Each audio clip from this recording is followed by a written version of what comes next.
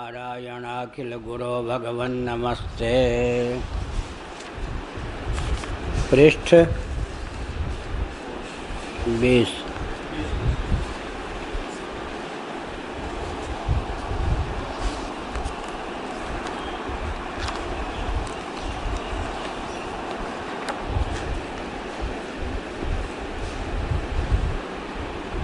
ओम उषावा अश्वस्य मेध्यस्य शिरः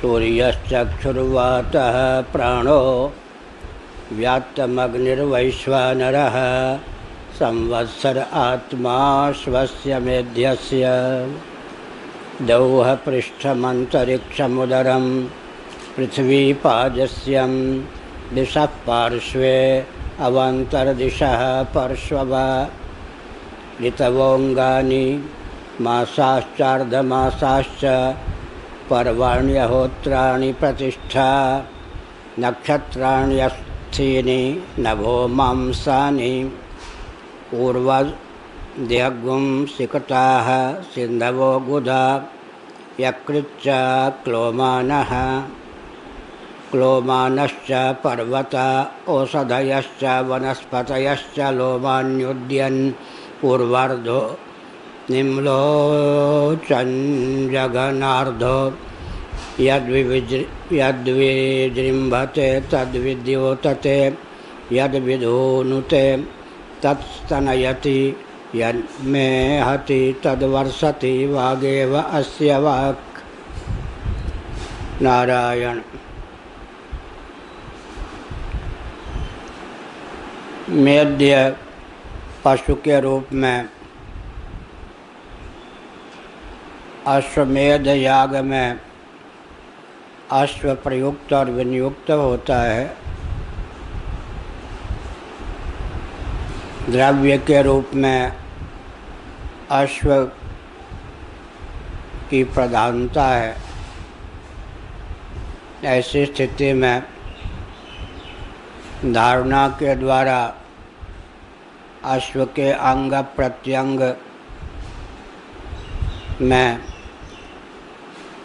अभिमत लोक काल देवता की प्रतिष्ठा मानकर या उपासना की पद्धति प्रस्तुत की जा रही है, ताकि अश्वमेध में जो साक्षात अधिकृत नहीं है या धन आदि को लेकर जिन्हें असमर्थता प्राप्त है, वे भी इस धारणा के द्वारा अश्वमेध से प्राप्त अभीष्ट फल को आत्मसात कर सकें।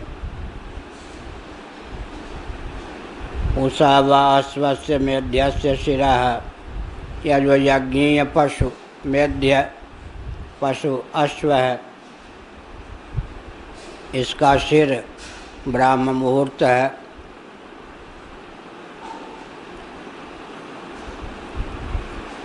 उषा का अर्थ ब्राह्म मुहूर्त होता है, क्योंकि ब्राह्म मुहूर्त सबसे उत्कृष्ट है मुहूर्तों में। तो अश्व के सिर का भाग मानो ब्रह्म मुहूर्त है, ऐसा कहा। सूर्यश्चक्षुर्वातः प्राणः, एक प्रकार से जो ब्रह्म मुहूर्त है उसका महत्व तो है ही, लेकिन बाद में कहा यह जो अश्व है उसका चक्षु कौन है? सूर्य है। सूर्य उसका चक्षु है। सूर्य कौन है? नेत्रों का अभिमानी देव, वही सूर्य है।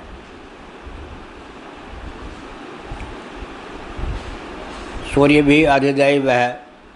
यहाँ पर नेत्र और अधिदैव सूर्य के एकत्व का वर्णन किया गया। मेध्य पशु जो अश्व है उसका चक्षु चक्षु इंद्रिय का अधिदैव सूर्य ही है। इस प्रकार नेत्र की धारणा करेंगे सूर्य के रूप में। इस अश्व का नेत्र सूर्य है, क्योंकि नेत्र का अभिमानी देव सूर्य है। वातः प्राणः, अब कहते हैं जो प्राण है वह क्या है? पवन है, वायु है।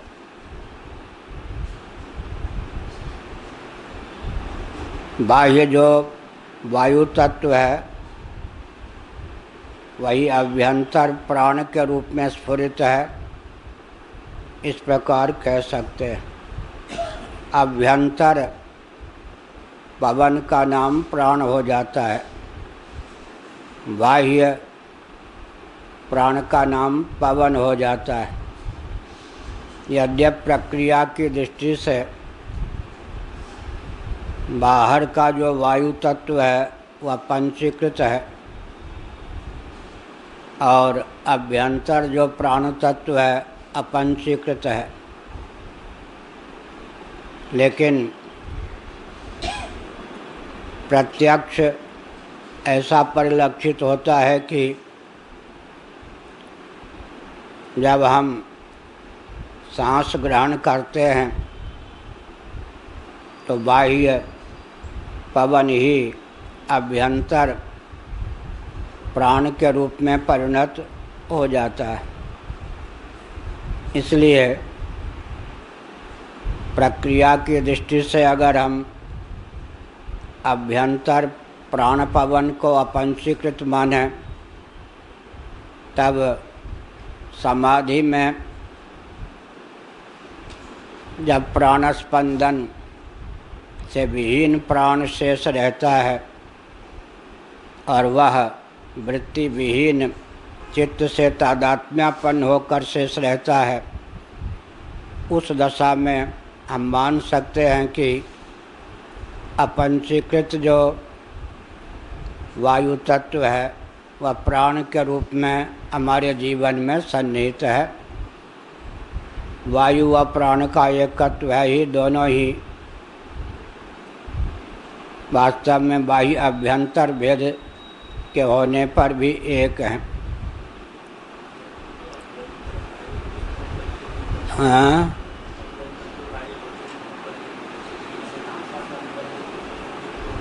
क्या? नासिका के अंदर जो प्राण है उसी का नाम घ्राण है।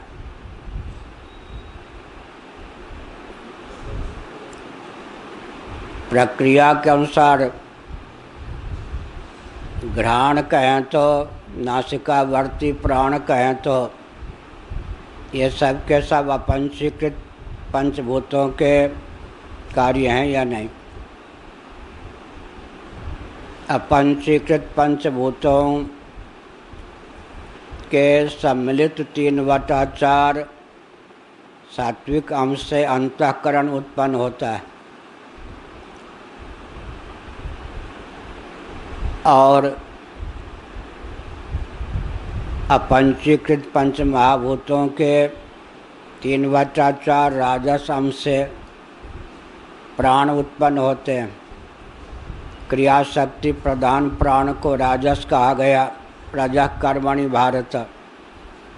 ज्ञान शक्ति प्रधान जो अंतःकरण है उसको सात्विक कहा गया, सत्वात् समजायते ज्ञानम। अब एक एक अपंचीकृत भूत के 1/4 अंश से एक एक ज्ञानेंद्रिय की उत्पत्ति होती है और एक एक अपंचीकृत पंचभूत के एक एक अपंचीकृत पंचभूतों में जो एक एक भूत है, एक एक अपंचीकृत भूत से राजस अंश से 1/4 राजस अंश से कर्मेंद्रियों की उत्पत्ति होती है। तो प्राण और कर्मेंद्रिय दोनों को मिला दें तो प्राणमय कोश बनता है। प्राणमय कोश क्रिया प्रधान है, इसलिए उसको राजस कहते हैं। तो अपंचीकृत पंचभूत के ही कार्य प्राणमय कोश हुआ या नहीं? ऐसा है। और ज्ञानेंद्रियों के सहित अंतःकरण भी अपंचीकृत पंचभूतों का ही कार्य है। वेदांत प्रस्थान के अनुसार, पैंगलोपनिषद के अनुसार, और सांख्यों के यहाँ सूक्ष्म शरीर की अभिव्यक्ति में अपंचीकृत पंच प्राण, जिनको तन्मात्रा कहते हैं, का कोई उपयोग नहीं होता। उनके यहाँ ज्ञानेंद्रियाँ, कर्मेंद्रियाँ, अंतःकरण, प्राण, ये सब क्या हैं? अभौतिक कोटि के पदार्थ हैं। और अपंचीकृत पंचभूत, जिसको वो तन्मात्रा कहते हैं, उन तन्मात्राओं का उपयोग, जिसको हम पंचीकृत पंचभूत कहते हैं, उनकी उत्पत्ति में है। तो सांख्यों के यहाँ मन, अहम, बुद्धि, कर्मेंद्रिय, ज्ञानेंद्रिय, ये सब अपंचीकृत पंचभूतों के कार्य नहीं। उसी में हम प्राण को भी ले सकते हैं। हमारे यहाँ यह पंचीकृत पंचभूतों के कार्य हैं, इसलिए भौतिक हैं छांदोग्य उपनिषद के अनुसार, और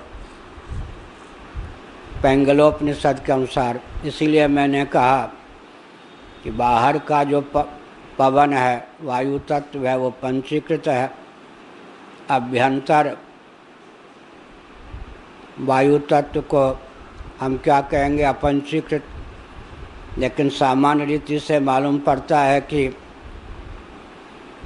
जब हम सांस लेते हैं, पंचीकृत पवन को अंदर ले जाते हैं, तो यह मानना चाहिए कि इस शरीर में पहुँचते ही वह पंचीकृत हो जाते हैं द्रुत गति से। और अपंचीकृत प्राण को हम छोड़ते हैं, नासिका के द्वारा पवन को छोड़ते हैं, तो बाहर जाते ही वो क्या हो जाते हैं? पंचीकृत। इसमें फिर यह है, छांदोग्य उपनिषद के अनुसार, जैसे हम अन्न लेते हैं, उनका 3 विभाग हो जाता है। स्थूल विभाग जो है वह मल बन जाता है, सूक्ष्म विभाग मांस बन जाता है, कारण विभाग मन बन जाता है, मन का उद्दीपक पोषक बन जाता है। इसी प्रकार समझना चाहिए कि बाह्य पवन को जब हम लेते हैं, उनका जो अति सूक्ष्म विभाग है वो अपंचीकृत हो जाता है। क्योंकि अन्न के उदाहरण से सिद्ध होता है, हमने अन्न लिया, शरीर में जाके उसके 3 परिणाम हो गए। पहला परिणाम क्या है? मल। मल तो पंचीकृत होता ही है। दूसरा परिणाम है मांस। मांस तो स्थूल शरीर के अंतर्गत होता है, और जो स्थूल शरीर है वह पंचीकृत है। लेकिन अत्यंत सूक्ष्म विभाग मन का पोषक या मन हो जाता है। मन हमारे यहाँ अपंचीकृत पंचभूतों का कार्य भौतिक है। तो अन्न का जो अत्यंत सूक्ष्म भाग होता है, उसको हमें मानना पड़ेगा कि इस यंत्र की महिमा से अपंचीकृत हो जाता है।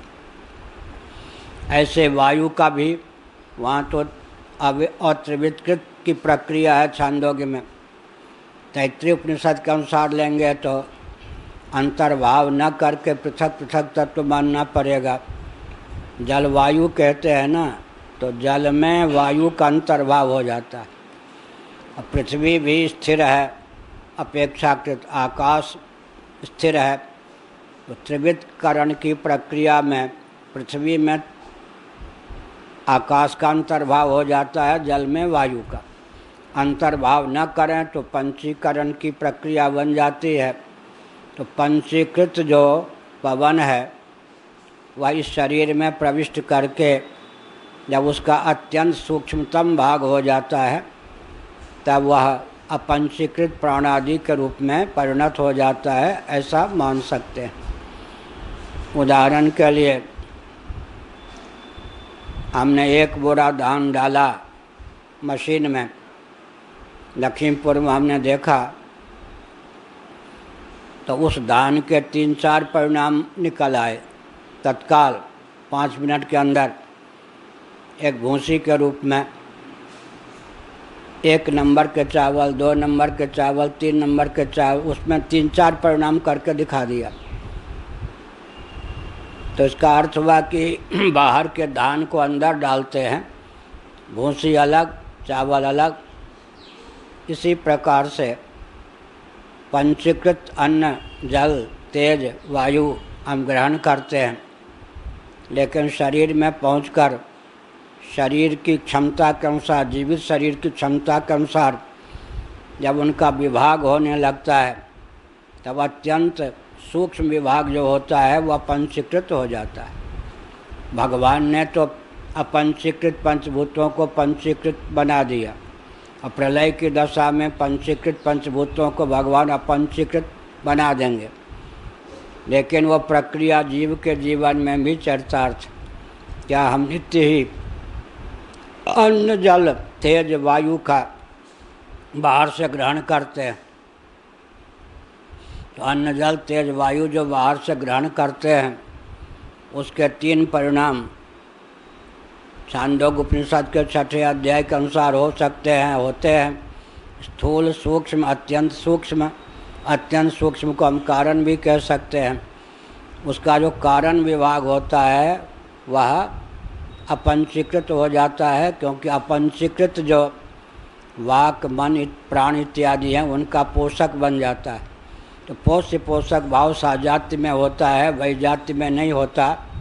इस सिद्धांत के अनुसार विचार करेंगे तो बाह्य पदार्थ शरीर में पहुंचकर अपंचीकृत पंचभूतों के कार्य करणात्मक सूक्ष्म शरीर के पोषक तब होते हैं जब वह शरीर रूप यंत्र में आकर अत्यंत सूक्ष्मतम भाग के रूप में परिणत हो जाते हैं। यह प्रक्रिया होगी।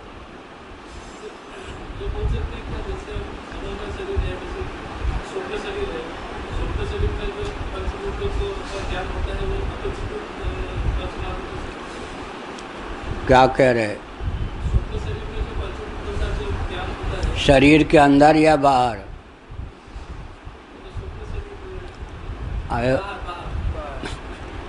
तो शरीर, एक शरीर आपको स्वप्न में दिखाई पड़ा जिसमें आपकी अहम बुद्धि हो गई।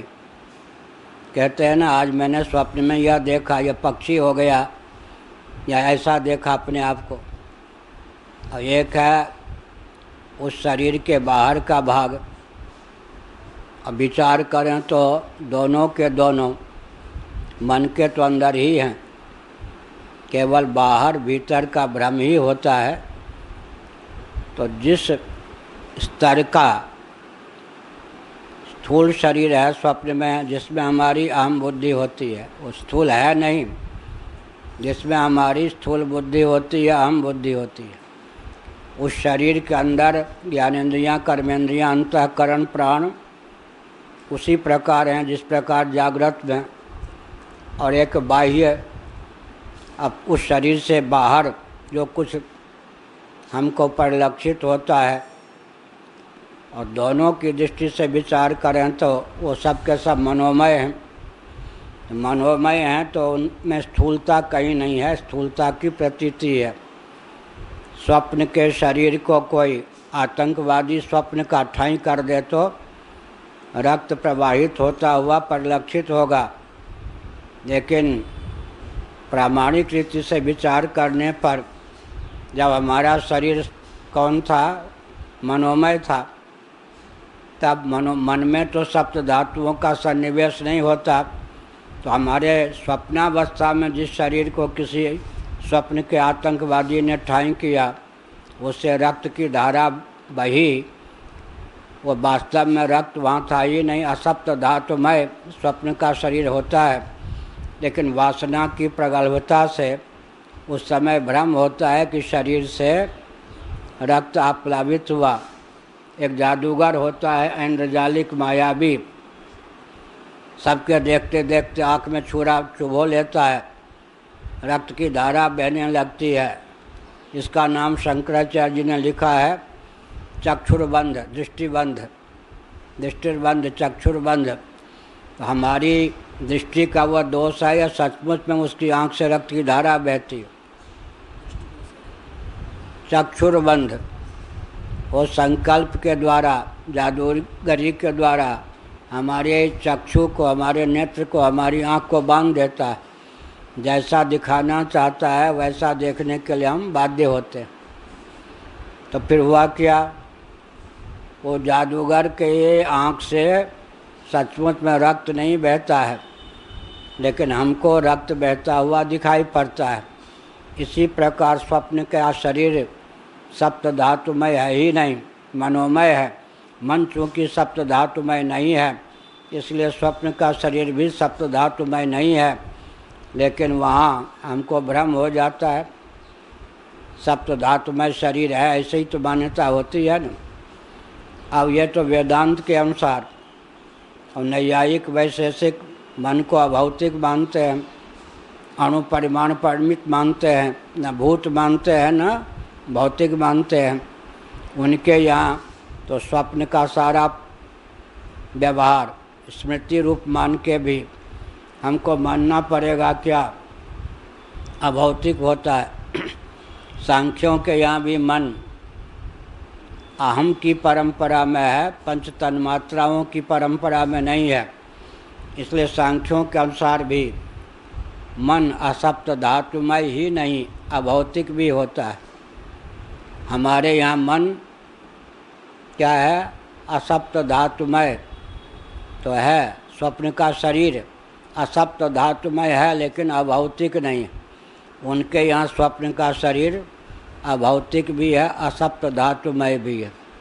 इस प्रकार से अब आपने जो कहा अपंचीकृत पंचभूत, अपंचीकृत पंचभूत का ही तो मन परिणाम है वेदांत की प्रक्रिया के अनुसार। स्वप्न प्रपंच उसमें क्या होता है, मनोविलास के रूप में परिलक्षित होता है। तो सारा जो स्वप्न प्रपंच है वो पंचीकृत पंचभूतों का हुआ या पंचीकृत पंचभूतों का।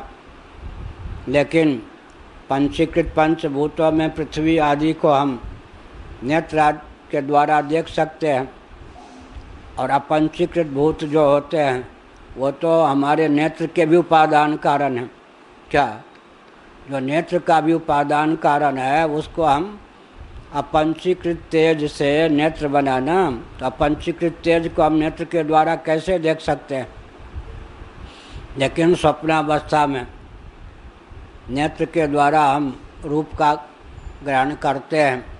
इसीलिए गौड़पादाचार्य जी ने कहा अपूर्व स्थानी धर्मोयम। स्थानी माने तेजस, अवस्था का अभिमानी चेतन स्थानी, उसका अपूर्व, अपूर्व स्थानी धर्मोयम, अपूर्व धर्म है। जैसे उदाहरण दिया कि देवलोक में इंद्रादि होते हैं, वो क्या होते, शास्त्र नेत्र वाले आदि।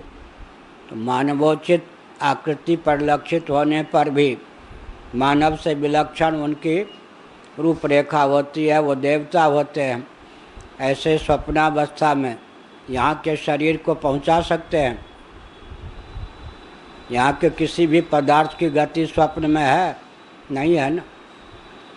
तो स्वप्नावस्था में दिव्य चक्षु के प्रभाव से, दिव्य दृष्टि के प्रभाव से ही स्वप्न का दर्शन हमको होता है।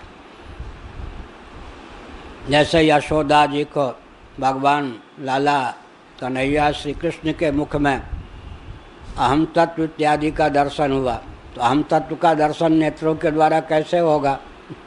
वहाँ आया है ना भागवत, जगत के उपादान कारण का भी दर्शन हो गया, अनेकों ब्रह्मांड का भी दर्शन हुआ, वो दिव्य दृष्टि का विषय था। यच्चान्यत द्रष्टुमिच्छसि भगवान ने अर्जुन को भी कहा। इसी प्रकार यहाँ समझना चाहिए कि दिव्य चक्षु, क्योंकि मन जो है आत्मा का दिव्य चक्षु है, कहा ना छांदोग्योपनिषद में आया या नहीं।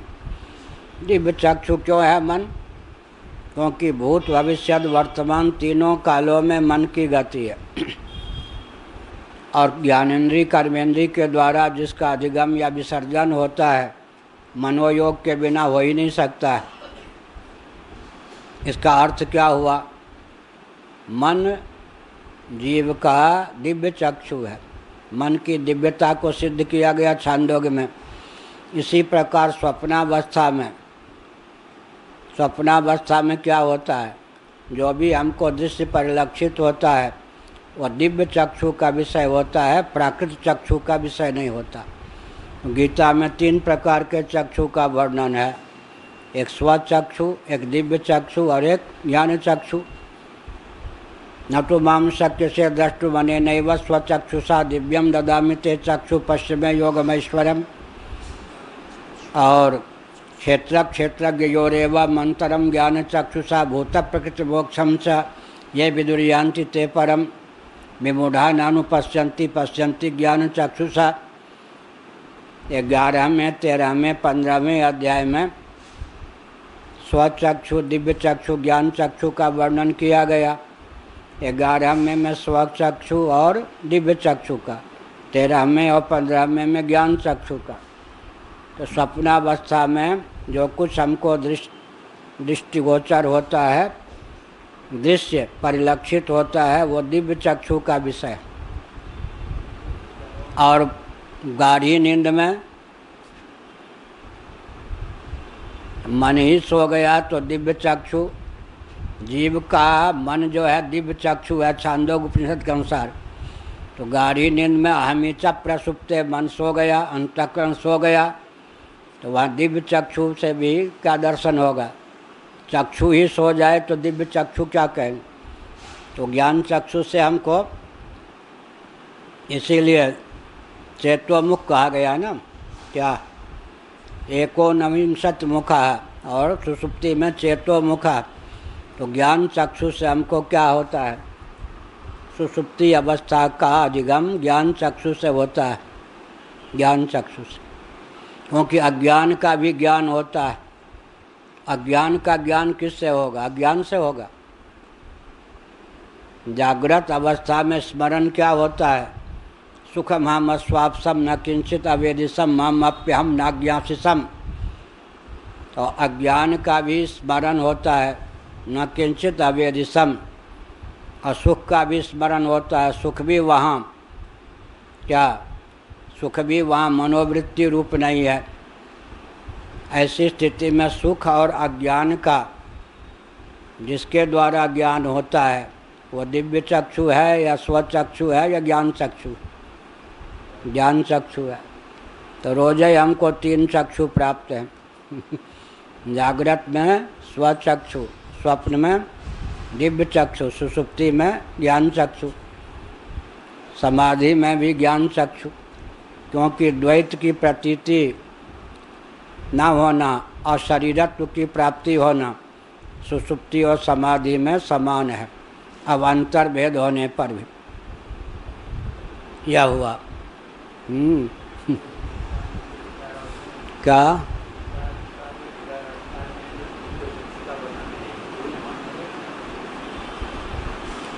उसमें यह है कि मन तो अर्जुन के पास था या नहीं?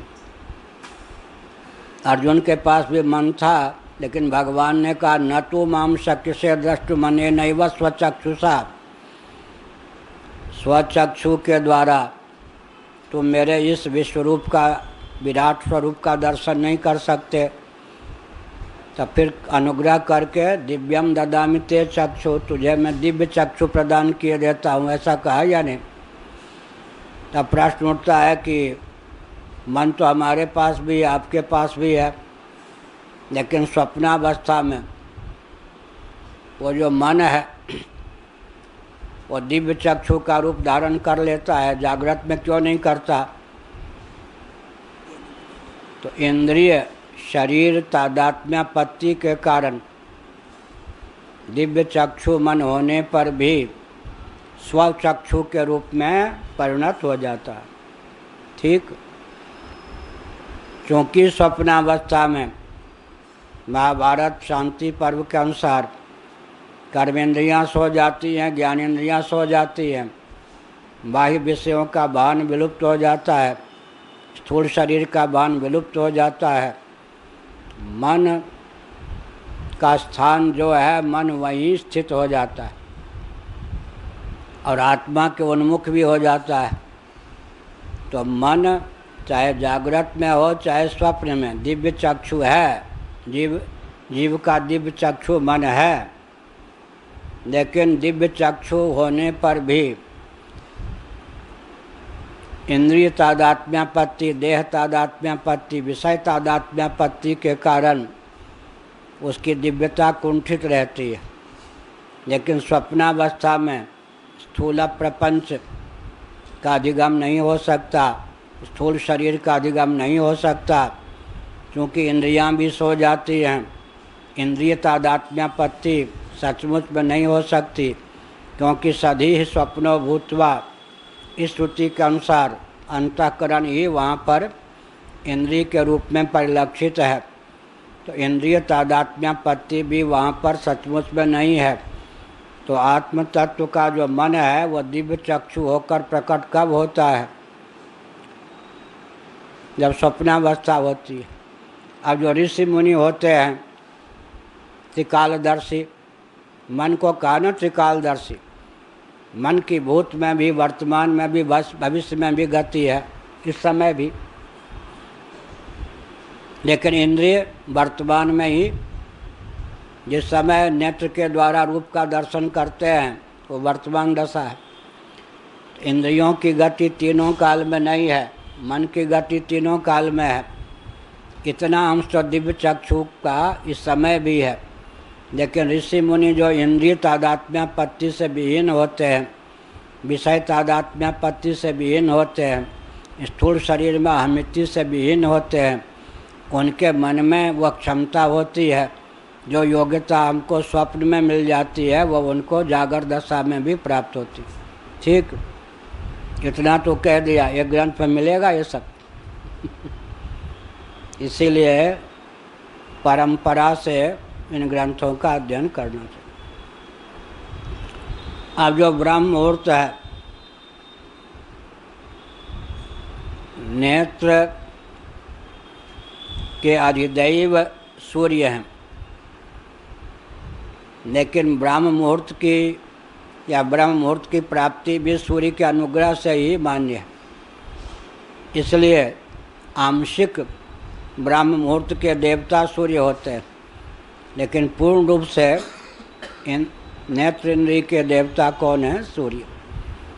तो मांडूक्य उपनिषद का बहुत सा अंश यहाँ पर अश्व के रूपक में आ जाता है। मांडूक्य उपनिषद के विश्व, तेजस, वैश्वानर, हिरण्यगर्भ की उपासना से जितना फल मिल सकता है, आज हमने विचार किया, वो इस अश्व की उपासना से भी मिल सकता है। वहाँ प्रणव का आलम्बन है, यहाँ पर अश्व का आलम्बन है, इतना ही अंतर है। क्या? प्रणवालंबन से वैश्वानर, हिरण्यगर्भ या विश्व तेजस का जितना ज्ञान हो सकता है, उसकी धारणा से जितनी सिद्धियों की उपलब्धि हो सकती है, फलोपलब्धि हो सकती है, अश्वालंबन से भी क्या उतनी सिद्धि प्राप्त हो सकती है। वहाँ का ओंकार, यहाँ का अश्व जैसा हो गया। अब वहाँ पर क्या होता है? वैश्वानर के अंग का हम वर्णन करते हैं, सप्तांग का वर्णन करते हैं, तो मूर्धा को क्या मानते हैं? मूर्धा के स्थान पर द्युलोक, द्युलोक को मूर्धा मान लेते हैं, और सूर्य को नेत्र मान लेते हैं, वायु को नासिका मान लेते हैं, अग्नि को मुख मान लेते हैं, आकाश को वक्षोज मान लेते हैं, कटि प्रदेश को जल मान लेते हैं, पाँव को पृथ्वी मान लेते हैं। यहाँ भी अश्व के अंग में रूपक विधा से वो सब दिखाया गया। तो बहुत विचित्र तथ्य आज हमने मनन किया, भगवत कृपा से आया। वहाँ ओंकार का आलंबन लेकर औ दो मात्रा, मौ नहीं, और वो दो मात्रा के माध्यम से वैश्वानर हिरण्यगर्भ की जो सिद्धि प्राप्त होती है वो अश्वालंबन से भी। तो ये अश्व काम क्या करता है? प्रणव का काम, ओंकार का काम अश्व ने कर दिया। ओंकार का काम अश्व ने कर दिया। इसको और अगर फैलावें तो पूरी सृष्टि गायत्री मंत्र की व्याख्या है। हमारा एक ग्रंथ है सार्वभौम सनातन सिद्धांत, उसमें पूरे जगत को गायत्री मंत्र की व्याख्या महाभारत के आधार पर सिद्ध की गई। अब गायत्री मंत्र का पर्यवसान अंत में प्रणव में होता है। संपूर्ण जगत जो है प्रणव का व्याख्यान है। इसी प्रकार से वहाँ पर जो प्रणव की धारणा के द्वारा, प्रणव जिसका वाचक है वो कौन है? विश्व तेजस प्राज्ञ पहले, अमात्र के द्वारा तुरीय कूटस्थ। ऐसे यहाँ पर अश्व किसका वाचक है? जो अश्व का देवता है वो कौन है? प्रजापति। तो अश्वालंबन से हमको प्रणवालंबन से प्राप्त जो सिद्धि कार्य ब्रह्म तक वो प्राप्त हो सकती है। बहुत ऊंची बात। यहाँ का सूर्य चक्षु हो, या जो अश्व है उसको जो नेत्र प्राप्त है, समष्टि की दृष्टि से विचार करें तो तयोर व्यष्टि समष्टिता, वो क्या है? सूर्य है, अधिदैव। वाता प्राण, अश्व के शरीर में प्राण तो है लेकिन उसको वायु रूप मान लें। प्राण के अधिदैव कौन होगा? वायु तत्व। तयोर व्यष्टि समष्टिता एक दिन कहा था ना, अधिदैव का नाम भी समष्टि है, उपादान का नाम भी समष्टि है, समूह का नाम भी समष्टि है। समष्टि शब्द का प्रयोग वेदांतों में होता है, व्यवहार में भी होता है, लेकिन उसके अर्थ तीन होते हैं प्रसंगानुसार। पहला अर्थ है स्थूल, समूह का नाम क्या है? समष्टि, समष्टि भंडारा, ऐसा समूह का नाम समष्टि है। दूसरा क्या अर्थ है? अधिदैव का नाम। संध्या वंदन की दृष्टि से विचार करें तो चक्षु और सूर्य, मन और चंद्र के एकत्व का अधिदैव को वहाँ समष्टि कह देते हैं। अध्यात्म का नाम व्यष्टि, अधिदैव का नाम समष्टि। और एक विचित्र बात है, उपनिषदों में 3 शब्दों का प्रयोग आता है, कहीं कहीं 2 ही शब्दों का प्रयोग आता है। कहीं आता अधिभूत अध्यात्म अधिदैव, कहीं आता है अधिभूत और अधिदैव, अध्यात्म और अधिदैव। अधिभूत का नाम ही नहीं आता। अध्यात्म और अधिदैव 2 ही शब्द। और कहीं आता है अध्यात्म अधिभूत अधिदैव। तो रूप हो गया अधिभूत, नेत्र हो गया अध्यात्म, सूर्य हो गया अधिदैव। लेकिन जहाँ अध्यात्म और अधिदैव का ही वर्णन आता है वहाँ समष्टि का नाम अधिदैव हो जाता है। क्या? वहाँ समष्टि का नाम ही अधिदैव हो जाता है। ये सब प्रक्रियाएं हैं सूक्ष्म। अब आगे चलें तो नेत्र के अधिदैव सूर्य। अब सूर्य से तादात्म्यापत्ति हो गई नेत्र की। अश्व के नेत्र को सूर्यात्मक हमने मान लिया। इसमें भी एक विचित्र बात है। चंद्रमा मनसो जाता है, चक्षो सूर्य सूर्यो अजायता। भगवान के मन से चंद्रमा उत्पन्न हुआ। हमारे मन के अनुग्राहक देवता चंद्रमा है। कितना अंतर हो गया आकाश पाताल का। भगवान के मन से विराट हिरण्यगर्भ, भगवान के मन से चंद्रमा की उत्पत्ति हुई और हमारे मन के देवता चंद्रमा। तो भगवान का अध्यात्म कितना विस्तृत सूक्ष्म होगा। हमारे अध्यात्म के अधिदैव की उत्पत्ति भगवान के अध्यात्म से हुई। चंद्रमा मनसो जाता है, और भगवान के चक्षु से सूर्य की उत्पत्ति हुई। वो सूर्य हमारे चक्षु के अधिदैव हैं। तो यहाँ पर जो सूर्य है वो भगवान के अध्यात्म के कार्य हैं और हमारे अध्यात्म के उद्दीपक हैं। तो जो वेदांती उपासना आदि नहीं मानते वो नास्तिक हुए या नहीं? आकाश पाताल का अंतर हो गया ना। हमारे मन के अधिदैव भगवान के मन, विराट हिरण्यगर्भ के मन से उत्पन्न होते हैं। तो आकाश पाताल का अंतर हुआ या नहीं?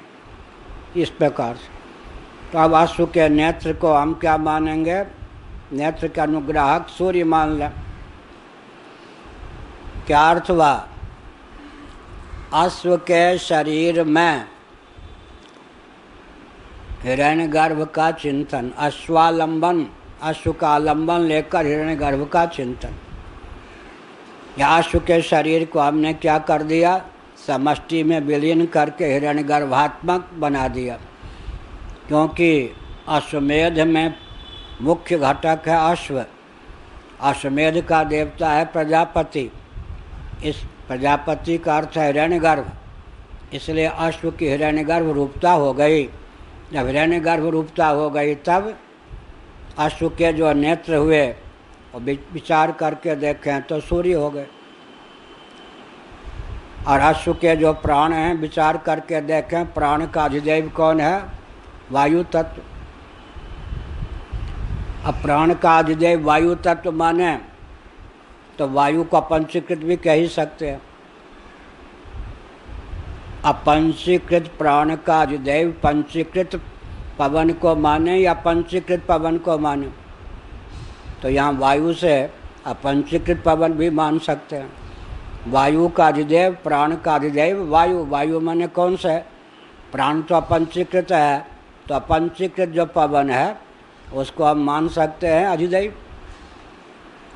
वैश्वानर अग्नि, अच्छा वो तो व्याप्तम अग्निर्वैश्वानरः। व्याप्त माने खुला हुआ। ये जो अश्व का मुख खुला हुआ होता है, मुख खुला हुआ, वही क्या है? वैश्वानर है। क्योंकि छांदोग्य उपनिषद में कहा गया, उसी मंत्र को लेकर भगवान शंकराचार्य ने सप्तांगा की व्याख्या की है। तो छांदोग्य उपनिषद के अनुसार विचार करेंगे तो मुख के स्थान पर कौन है? अग्नि तत्व। और यहाँ मुख के माध्यम, मुख की लक्षणा कर देंगे किस पर? जिह्वा पर। जिह्वा के द्वारा 3 इंद्रियों की अभिव्यक्ति होती है। एक वाक इंद्रिय की, वो कर्मेंद्रिय है। एक रसनेन्द्रिय की, वो ज्ञानेन्द्रिय है। एक त्वक इंद्रिय की, वो ज्ञानेन्द्रिय है। तो मुख की लक्षणा जब वाक पे कर देंगे तब सीधी बात है हम अग्नि तक पहुंच जाएंगे। या मुखाद अग्नि रजायता, भगवान के मुख से अग्नि की उत्पत्ति हुई और हमारे मुख के अधिदैव अग्नि हैं। इस ढंग से सीधे भी हम ले सकते हैं और वाक इंद्रिय तक पहुंचकर भी अग्नि को ले सकते हैं। मुख की लक्षणा अगर वाक इंद्रिय में करें तब अधिदैव के रूप में अग्नि की उपलब्धि हो सकती है। और मुख की लक्षणा न करके अविद्यावृत्ति से मुख को मुख ले लें तो मुखाद अग्नि रजायता की दृष्टि से क्या होगा? मुख के अधिदैव कौन हो गए? अग्नि। हाँ,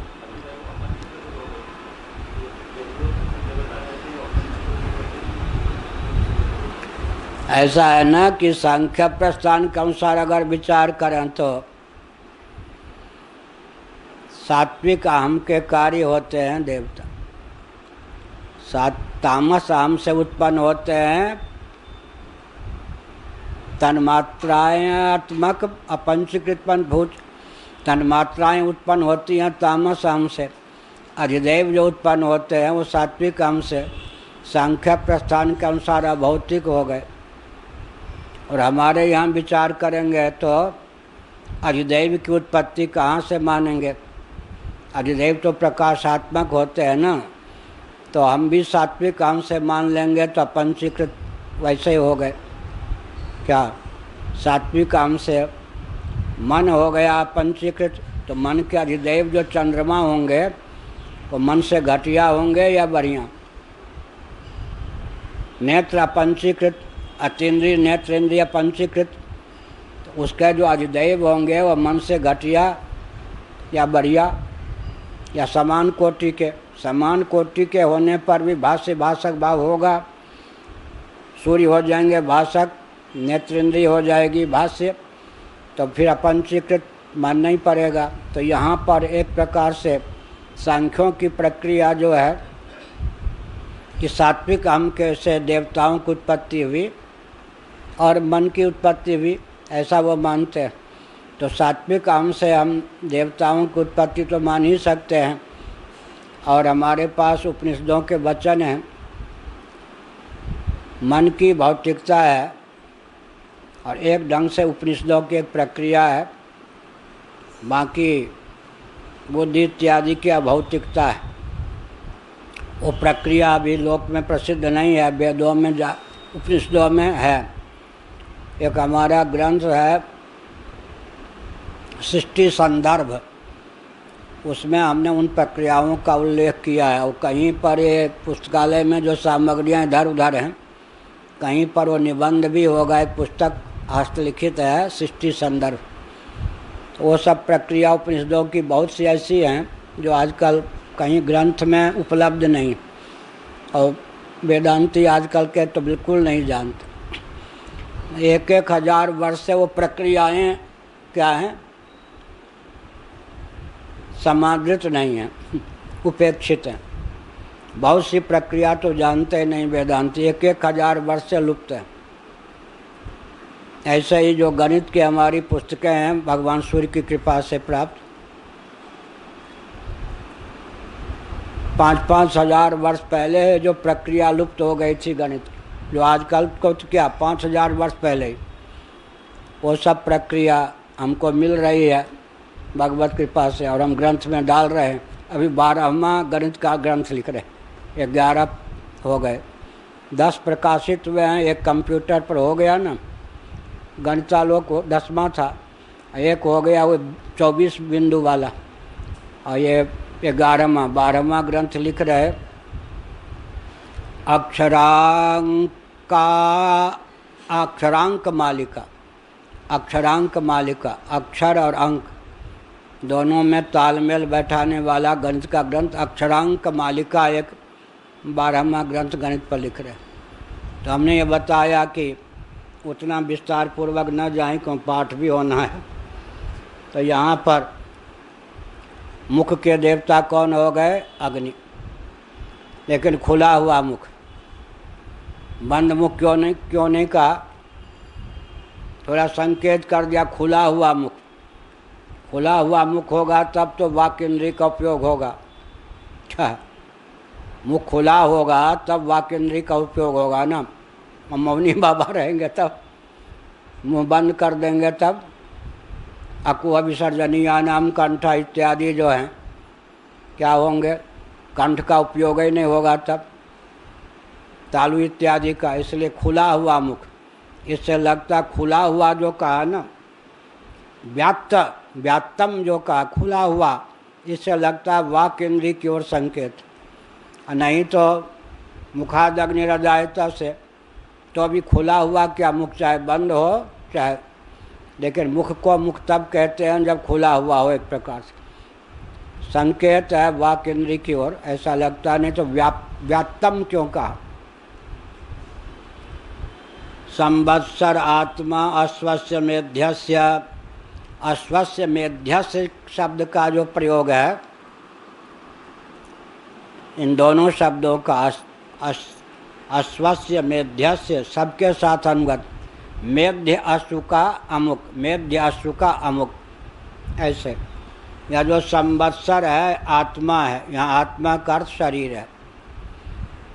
संवत्सर क्या हो गया? काल। एक काल का वर्णन आया उषा, और संवत्सर भी काल। सीधे तो सूर्य चक्षु के देवता हैं, लेकिन ब्रह्म मुहूर्त जो है वो भी आंशिक सूर्य से ही संबद्ध है। और संवत्सर की सिद्धि जो होगी वो सूर्य के बिना हो ही नहीं सकती है। साक्षात सूर्य का नाम तो नेत्रेंद्रिय के अनुग्राहक देव के रूप में लिया। अश्व का जो नेत्र है वो सूर्य है, लेकिन संवत्सर ही उसका शरीर है। किसका? अश्व का। मेध्य अश्व का शरीर कौन है? संवत्सर। संवत्सर में 12-13 महीने होते हैं अधिक मास आदि की दृष्टि से। 12 ये जो मास हैं, ये संवत्सर जो है ये अश्व का आत्मा का अर्थ यहाँ पर शरीर है। पूरा अश्व संवत्सरात्मक है। संवत्सर काल विशेष, उषा भी काल विशेष, संवत्सर भी काल विशेष। उषा तो एक दिन का भी एक अंश भूतकाल है।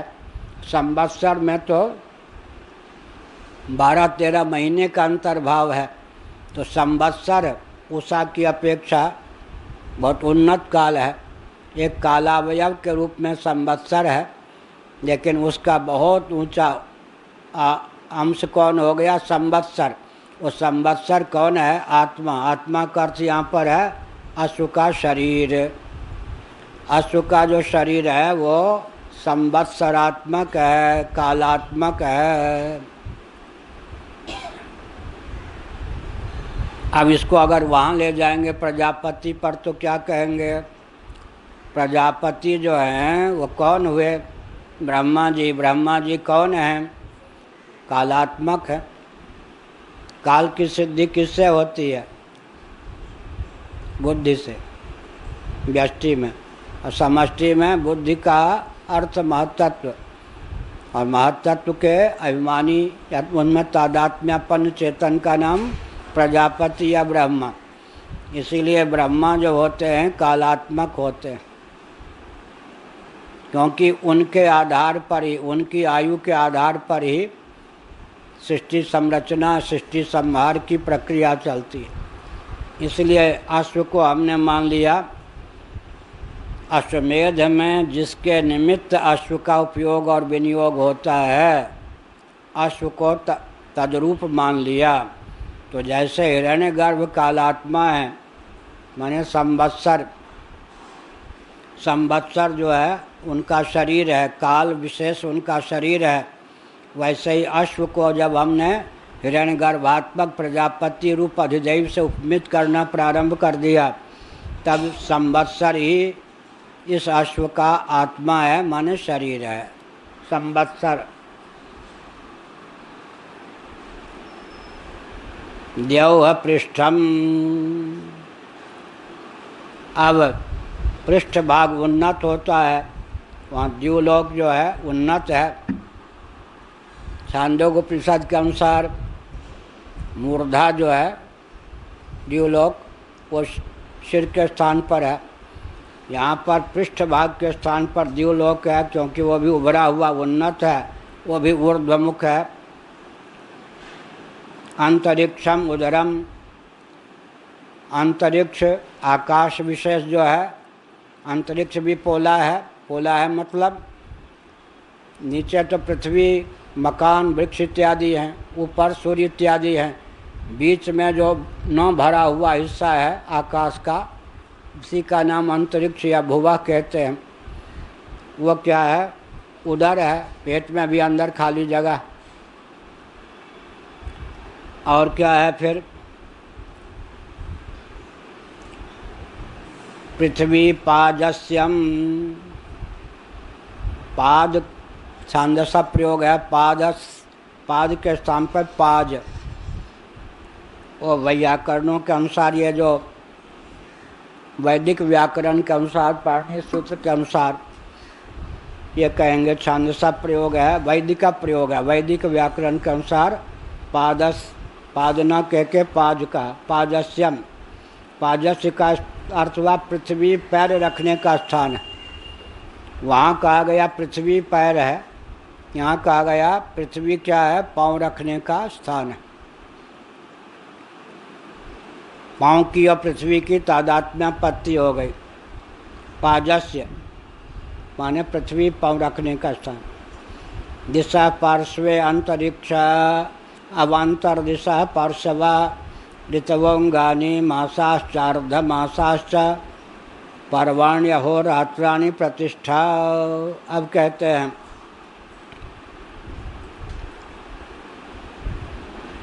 चारों जो दिशाएं हैं वो पार्श्व हैं।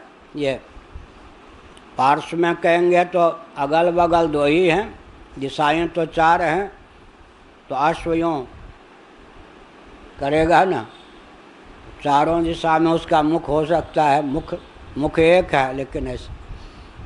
इसी प्रकार से पार्श्व दो ही हैं लेकिन चार क्यों कह दिया? जब ऐसे करेगा तब उधर उधर चले जाएंगे, इधर चले जाएंगे, इसलिए कह दिया। चारों दिशाएं पार्श्व हैं। अब जो मध्यवर्ती दिशाएं हैं आग्नेय नैऋत्य इत्यादि, आग्नेय आदि अवांतर दिशाएं पार्श्व भाग की हड्डियां हैं, अस्थियां हैं। और क्या? ऋतवोंगानि, ऋतुएं जो हैं संवत्सर के अंग ऋतुएं हैं ना, एक साल में 6 ऋतु, वो क्या हैं? संवत्सर के अवयव होने से ऋतुएं अंग हैं, अंग है। क्योंकि पूरा शरीर जब हो गया क्या संवत्सर, उसमें एक एक अंग प्रत्यंग जो हो गए वो ऋतु के तुल्य हैं। अब मास और अर्धमास जो है, अब उससे भी ऋतु से भी नीचे आए तो मास अर्धमास ये संधियां हैं, शरीर में संधियां होती हैं। अब पाद कौन है? पाँव रखने के स्थान तो कौन हो गई? पृथ्वी। पादस्यम जिसके लिए कहा पादस्य, दिन रात्रि ही इसके कौन है? पाँव हैं।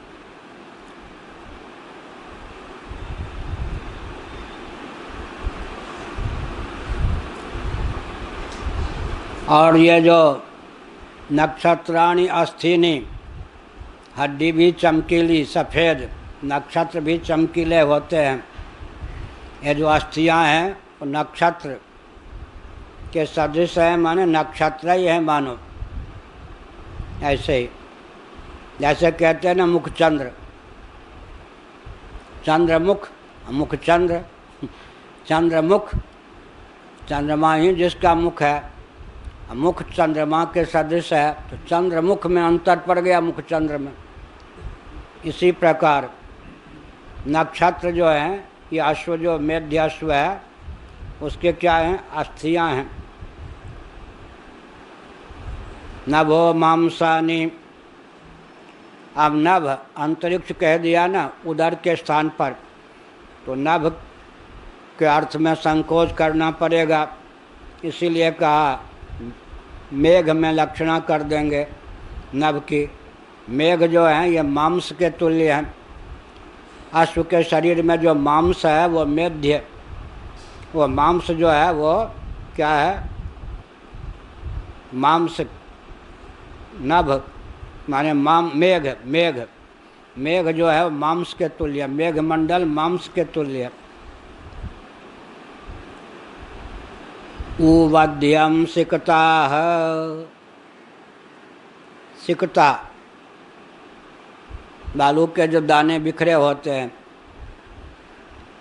उदरस्थ अर्धपक्व अन्न है, अन्न अर्धपक्व अन्न कहते हैं। उवध्यम, उवध्य माने अर्धपक्व अन्न के तुल्य हैं। उदरस्थ, उदर में रहने वाली। सिंधवो गुदा यकृच्च क्लोमानश्च पर्वता औषधयश्च वनस्पतयश्च लोमानी। अब कहते हैं यहाँ पर सिंधु, सिंधु से ले लें नदियाँ, ये नाड़ियाँ हैं, नाड़ियों में रक्त का संचार होता है। पर्वत जो हैं वो क्या है? यकृत, जिगर, और हृदयगत मांसखंड हैं। औषधयश्च वनस्पतयश्च लोमानी, जो छोटे छोटे वनस्पतियाँ होती हैं, छोटे छोटे स्थावर तरुलता गुल्म इत्यादि होते हैं उनका नाम औषध है, और जो विशाल तरुलता गुल्म आदि हैं उनका नाम क्या है? वनस्पतियाँ। तो स्थावर प्राणी के दो प्रभेद, एक क्षुद्र एक महान। छोटी छोटी हो गई तो जड़ी बूटी आदि औषध, बट इत्यादि हो गए विशाल तो उनका नाम वनस्पति। ये लोम और केश के स्थान पर हैं। लो जी, ये भी समष्टि में आ गए। स्थावर प्राणियों को ले लिया, ये जो अश्व है इसके स्थावर प्राणी जितने हैं औषध या वनस्पति कोटि प्रविष्ट, वो सब लोम के समान है, केश के समान है। उद्यन पूर्वार्धो निम्लोचन जघानार्धो यह कहा। और सूर्य भगवान मध्याह्न काल पर्यंत जो सूर्य भगवान है ऊपर की ओर जाते हुए, नाभि से ऊपर का भाग, मध्याह्न काल के बाद जो अस्तंगत होने जाते हैं सूर्य, कमर से नीचे का भाग, ये ले लिया। और साथ ही साथ जिम्भते तद विद्योत्पते, साथ ही साथ जमाई भी लेता है अश्व, जम्हाई लेता है ना, जम्हाई लेता है तो चमकती हुई बिजली से उसको उपमित किया। ये जम्हाई लेना क्या है? विद्युत के समान है, बिजली का चमकना है।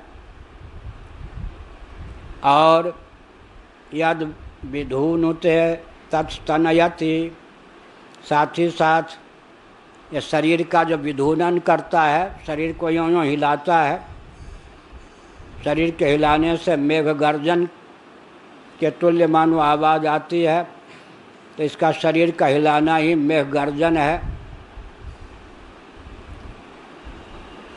यह कहा। अव्यन में हति तद वर्षति, यह जो अश्व मूत्र का त्याग करता है वही मानो वर्षा है।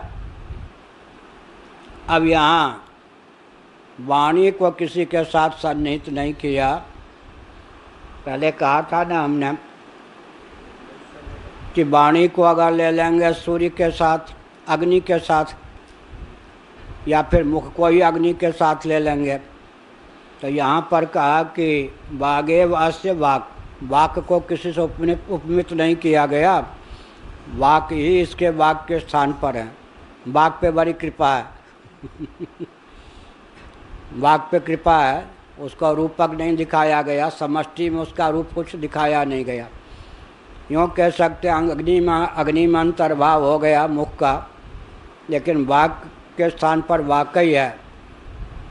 इसका मतलब कितना महत्व दिया, समष्टि के कोटि में लाके वाक को रख दिया। एक एक व्यष्टि, अंग प्रत्यंग, पूरा शरीर, ऐसे उसको तो समष्टि के साथ एकीभूत किया, लेकिन वाक के स्थान पर वाकई रख दिया। वाणी ही वाक है, वाक ही वाक। इसका मतलब वाक शक्ति सबसे प्रथम है, मुख्य है, वाक ही वाक है। वाक को फिर किसी जगह अग्नि आदि पर बैठाने की जरूरत नहीं पड़ी, वाक ही वाक। मुख को अग्नि ले लिया, तब वाक के अधिदेव को तो वहाँ ग्रहण ही कर लिया, तब वाक को कहाँ बैठावें? तो कहा कि बैठाने की जरूरत नहीं है, वाक अपने स्थान पर जो के त्यों है। इसका मतलब बहुत बड़ा मनोविज्ञान है यह, जो हमारे आपके जीवन में वाक शक्ति है। क्या है? सबसे बड़ा हथियार यही है, समष्टि की दृष्टि से निधि है यह वाक शक्ति। वाक से किसकी निष्पत्ति होती है? शब्द की, नाम की। नाम के द्वारा सारा प्रपंच जो है निरूपित होता है। इसलिए वाक को मानो समष्टि रूप ही मान लिया गया। क्या? वाक को समष्टि रूप ही मान लिया गया। वाक को अधिदैव में चरितार्थ नहीं किया पृथक से, वाक को, क्योंकि अग्नि में चरितार्थ कर देते तो क्या होता? आखिर अग्नि का निरूपण भी किससे होगा? वाक से। हम अपनी ओर से कह रहे, मुख के साथ अग्नि का तालमेल हो गया, तो अब एक ही रूपक दो जगह कैसे लावें? वाक का अधिदेव अग्नि को रख सकते थे, परश्रुति ने कहा अग्नि के स्थान वाक के स्थान पर वाक ही है, तो इसका अर्थ क्या हुआ? अगर वाक का अधिदेव अग्नि ले लेंगे यहाँ पर भी, एक तो पुनरुक्ति हो जाएगी, 2 बार एक ही अग्नि का ग्रहण हो गया। दूसरी बात यह है कि अग्नि के भी तो नाम रूप होते हैं, अग्नि का प्रतिपादन भी किससे होगा? वाक से होगा। इसलिए वाक शक्ति हमारे पास समष्टि शक्ति है। वाक की महिमा हो गई, सबसे ज़्यादा महिमा क्या हो गई? वाक को किसी अधिदैव से एकीभूत करने की आवश्यकता यहाँ श्रुति को परिलक्षित नहीं हुई। वाक के स्थान पर वाकई है, माने वाक को किसी अधिदैव से मिलाया नहीं। मान लीजिए अग्नि से मिला देते क्यों? तो अग्नि से तो मुख को मिला दिया था। यहाँ कल्पना कीजिए मुख को कोई और रूपक दे देते और यहाँ पर अग्नि से मिला देते किसको? वाक को। वाक की अग्नि रूपता का प्रतिपादन करते, तब यहाँ प्रश्न उठता है कि उस अग्नि का भी प्रतिपादन किससे होगा? वाक से होगा। इसलिए वाक की बड़ी महिमा, वाक के स्थान पर वाक ही है। यह हुआ। टिप्पणी में वैसा शब्द दिया है। कहाँ? वैसा शब्द टिप्पणी में दिया है। कहाँ है? 3 नंबर टिप्पणी। इसका क्या है? बाद का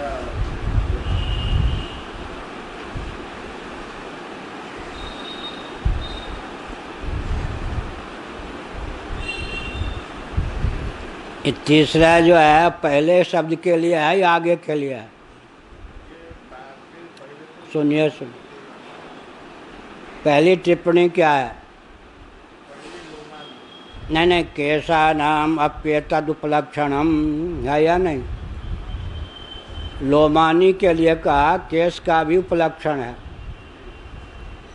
क्योंकि शंकराचार्य ने लोम भी लिया। लोम तो छोटे छोटे होते, लोम का उपलक्षण माना। इसी प्रकार वागेव अस्य वाक में कौन सी टिप्पणी है? 3। रेशा शब्द है, रेशा है।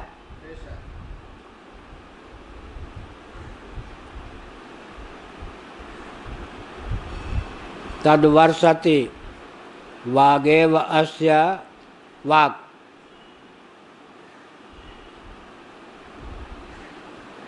रेशा शब्द, ये क्या हुआ?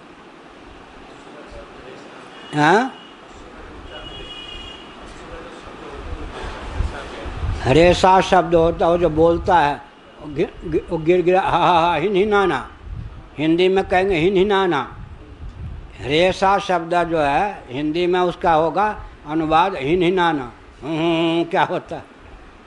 हिनहिनाना बोल। अपभ्रंश में रेशा का ही हो गया रेस, हिनहिनाना। और शब्द विशेष, क्योंकि तोता, मेढक और हाथी, इनको अग्नि देवता का शाप प्राप्त है और देवताओं का अनुग्रह प्राप्त है। अग्नि छिप गए थे, देवताओं ने अग्नि का पता, मेढक ने अग्नि का पता बता दिया यहाँ छिपा हुआ है। हाथी ने बता दिया, तोता ने बता दिया, अग्नि ने शाप दे दिया। किसको? 3 को।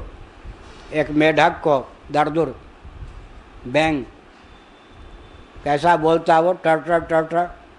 एक तोता को शाप दे दिया, एक हाथी को। इन सब के जीव किसी के उल्टे, किसी के बिना जीव। देवताओं ने एक एक वरदान दे दिया, महाभारत में आता। यहाँ पर हिनहिनाना शब्द यह है, ये का माने शब्द विशेष। वाक का अर्थ यहाँ पर इन्होंने ये किया, एक विचित्र बात, वाक इंद्रिय ना लेकर वाक इंद्रिय से निष्पन्न शब्द विशेष टिप्पणीकार ने लिया। अगर वाक इंद्रिय ले लेते तब तो फिर अग्नि के साथ, लेकिन यहाँ पर अध्यात्म को लिया गया या अधिभूत को? वाक जो है ना, वाक क्या है? वाक का विषय वाणी एक है वाक इंद्री, इंद्री को ले लिया गया, या वाक इंद्री के द्वारा जो शब्द की निष्पत्ति होती है उसको लिया गया। इंद्री को लेंगे तब तो अधिदैव की ओर जाएंगे। तो इंद्री को लेकर ये बात, उसका रूपक नहीं कोई किया, वाक के स्थान पर कौन है नहीं बताया, वाक के स्थान पर वाक ही है। तो वाक इंद्री का विषय कौन होता है? शब्द। और घोड़े में शब्द विशेष कौन है? हिनहिनाना। शरीर का संचालन किया, ऐसे जो बोलता है अश्व, हिनहिनाना, तो उसका कोई रूपक नहीं दिया गया। हिनहिनाना क्या है ये फिर करेंगे। वाक इंद्री में न लेकर वाक इंद्री के विषय अश्व के द्वारा उच्चरित शब्द विशेष हिनहिनाने के अर्थ में ले ली, ऐसा करेंगे। हाँ, पानी पिए थोड़ा।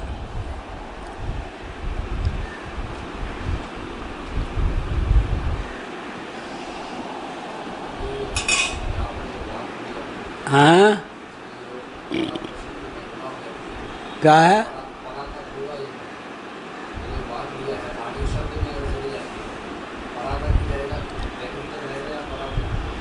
अरे वाक इंद्रिय लेंगे,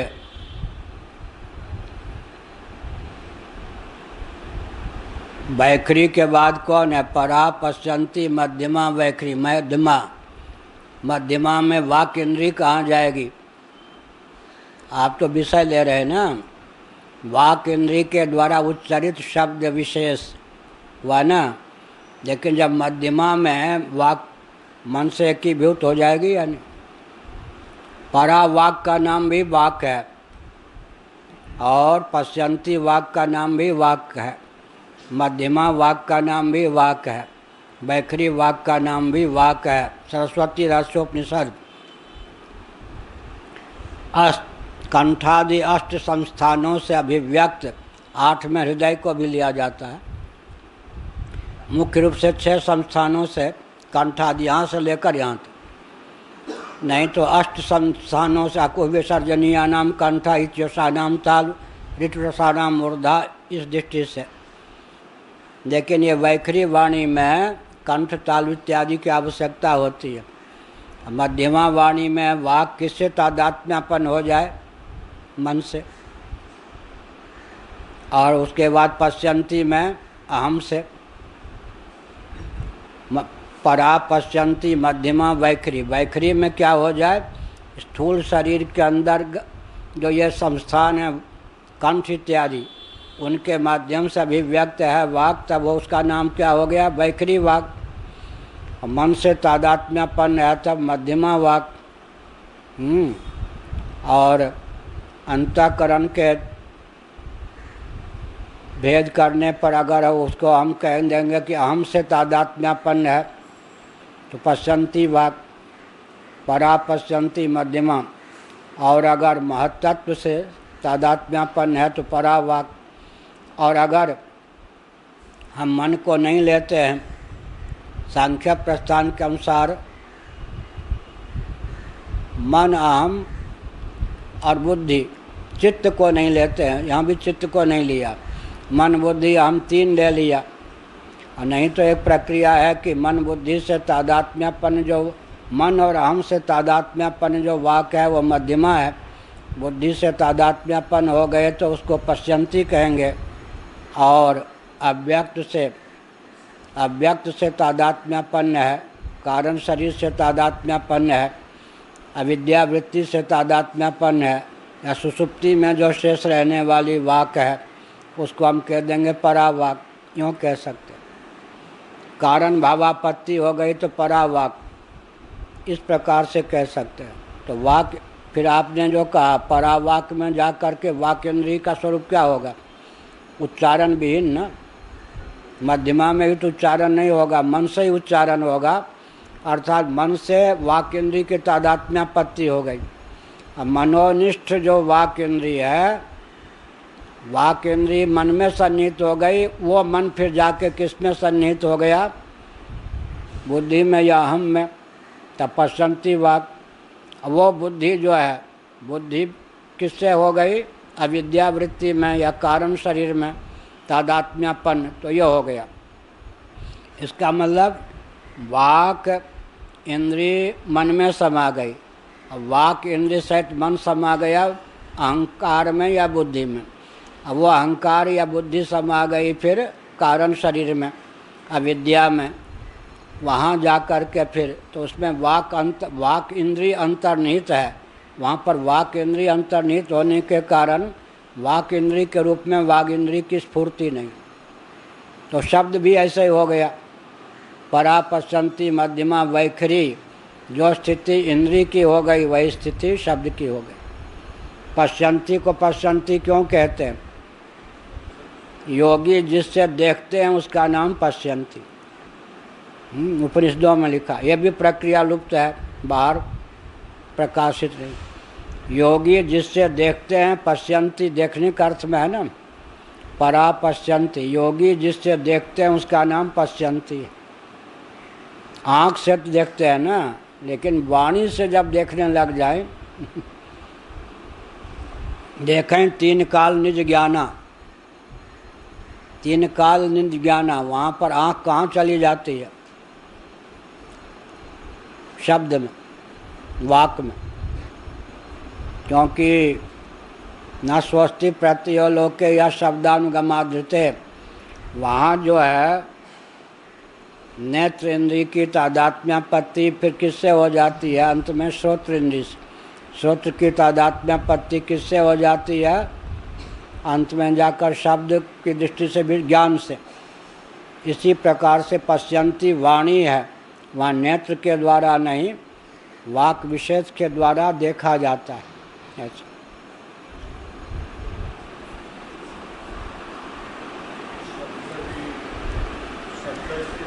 हाँ, शब्द इसके साथ भी ज्ञान का जो विषय है, शब्द भी आ जाएगा इसमें।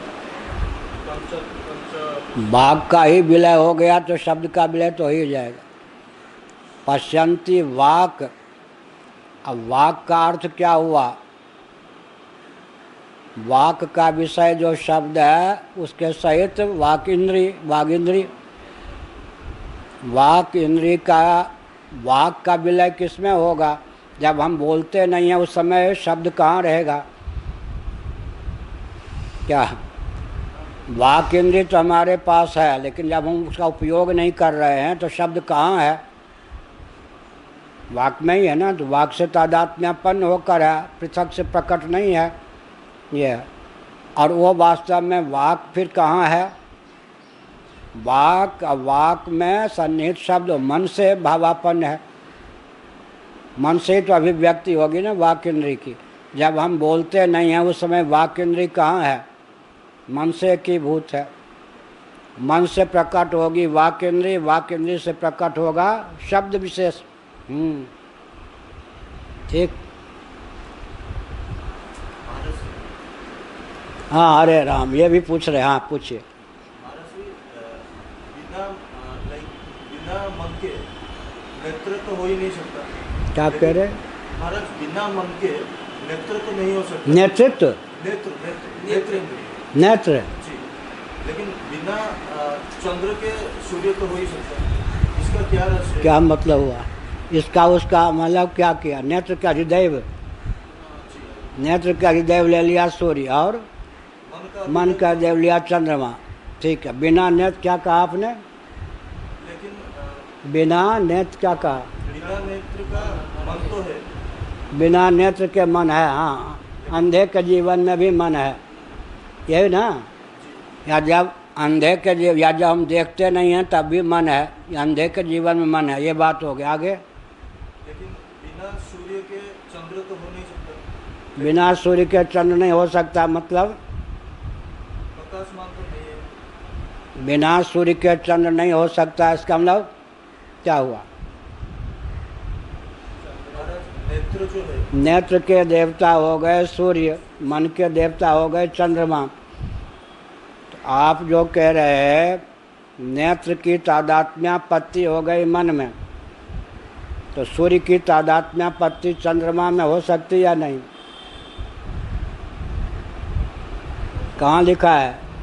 मैत्रायणी उपनिषद पढ़िए, वो भी पुरानी नहीं, उपनिषद संग्रह जो छपा है, उपनिषद संग्रह पुरानी उपनिषद जो है 108, उसमें मैत्रायणी का एक प्रपाठक नहीं है। नई जो उपनिषद चौखंबा से मोटी छपी है उसमें, और जो मनुस्मृति में जो यज्ञ का वर्णन किया गया है, आदित्य मुपतिष्ठति, यहाँ जो आहुति देते हैं पहले किस में देते हैं? अग्नि में। अग्नि देवता किससे तादात्म्यपन्न होकर आहुति को पहुँचाते हैं? सूर्य में। सूर्य फिर तादात्म्यपन्न किससे हो जाते हैं? चंद्रमा में। चंद्रमा फिर किससे तादात्म्यपन्न होते हैं? सत्वगुण में। सत्वगुण किससे तादात्म्यपन्न होता है? अभिव्यंजक विष्णु में। मैत्रायणी उपनिषद पढ़िए। अच्छा प्रश्न किया, गंभीर था। मैत्रायणी उपनिषद, आदित्या जायते वृष्टि, यह पढ़िए। आदित्य अग्नि का अंतर्भाव होता है किसमें? सूर्य में। यहाँ जो आहुति देते हैं अग्नि की, अग्नि माने नेता, अग्नि देवता क्या करते हैं? उसको सूर्य मंडल में जाके सूर्य रश्मियों के माध्यम से सूर्य मंडल में पहुँचा देते हैं। फिर सूर्य मंडल में जो जाता है द्रव्य आहुति का भाग, वो चला जाता फिर चंद्रमंडल में। चंद्रमंडल में सत्व है, वहाँ पर सत्व जो होता है, सत्वम विशुद्धम वसुदेव संगीतम, श्रीमद् भागवत 4वां स्कंध। विशुद्ध सत्व का नाम वसुदेव है, भगवान का धाम। वहाँ जो विशुद्ध सत्व है वहाँ श्रीमन नारायण भगवान प्रकट होते हैं। और एक विचित्र बात है, एक गीता सुधा हमारे यहाँ से प्रकाशित है, उसमें हमने उपनिषदों के वचन उद्धृत करके दिया है कि सूर्य में चंद्रमा की अमृत धारा अहर्निश बरसती रहती है, तब जाकर सूर्य उद्दीप्त रहते। चंद्रमा की धारा अगर सूर्य को प्राप्त ना हो तो सूर्य उद्दीप्त ना हो। शीतलता, गर्म लोहे से ठंडा लोहा करता है या ठंडा लोहा से गर्म लोहा करता है? यहाँ ठंडा लोहा से गर्म लोहा करता है। लोहा जानते? लोहा, ठंडा लोहा से गर्म लोहा कटेगा या गर्म लोहा से ठंडा लोहा कटेगा? ऐसे जो सूर्य उद्दीप्त होते हैं किससे होते हैं? चंद्रमा से। आदित्य मुपतिष्ठति, आदित्य फिर आदित्य की तादात्म्यपत्ति किससे होती है? दूसरी बात यह है, अब आप ले लो, नेत्रेंद्रिय प्रत्यक्ष है या मन प्रत्यक्ष है? नेत्रेंद्रिय पराग है ना, बाह्य है ना। इंद्रिय तो गति वर्तमान में है, मन की गति तीनों काल में है। मन प्रत्यक्ष है या नहीं? तो नेत्रेंद्रिय के देवता सूर्य की तादात्म्यपत्ति किस में होगी? चंद्रमा मन के देवता। क्या अध्यात्म में मन इंद्रिय की अपेक्षा मन का उत्कर्ष है, तो अधिदैव में सूर्य की अपेक्षा चंद्रमा का उत्कर्ष हुआ या नहीं? तो जब नेत्रेंद्रिय मन से तादात्म्यपन्न होकर रह सकती है तो सूर्य किससे तादात्म्यपन्न होकर रहेंगे? चंद्रमा से। और जब मन भी काम कर रहा है, नेत्रेंद्रिय भी काम कर रही है, ऐसे सूर्य भी काम कर रहे, चंद्रमा भी काम कर रहे। इस समय सूर्य काम कर रहे हैं तो चंद्रमा किससे तादात्म्यपन्न है? सूर्य से हैं या नहीं? अभी जब नेत्रेंद्रिय के द्वारा हम देखते हैं तो मन किससे तादात्म्यपन्न है? नेत्रेंद्रिय से। क्या? और जब मन से संकल्प विकल्प विचार करते हैं मनोराजी, तो नेत्रेंद्रिय किससे तादात्म्यपन्न? मन से। इस समय जो चंद्रमा है वो किससे तादात्म्यपन्न है? सूर्य से। और रात्रि में सूर्य चंद्रमा से तादात्म्यपन्न हो जाएंगे, एक दूसरे में तादात्म्यपत्ति होती है। इस दृष्टि से चंद्रमा से तादात्म्यपन्न सूर्य हो जाते हैं, सूर्य से तादात्म्यपन्न चंद्रमा हो जाते हैं। लेकिन नेत्र के न रहने पर भी मन रहता है। कब? स्वप्न में। तो मन ही नेत्र बन जाता है, तो चंद्रमा ही सूर्य बन गए। क्या? अच्छा प्रश्न।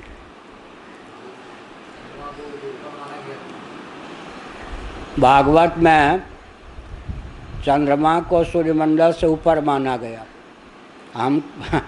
हम जिनसे पढ़ते थे भागवत का अध्ययन किया एक पंडित जी से, नथीराम पंडित जी, नथीराम,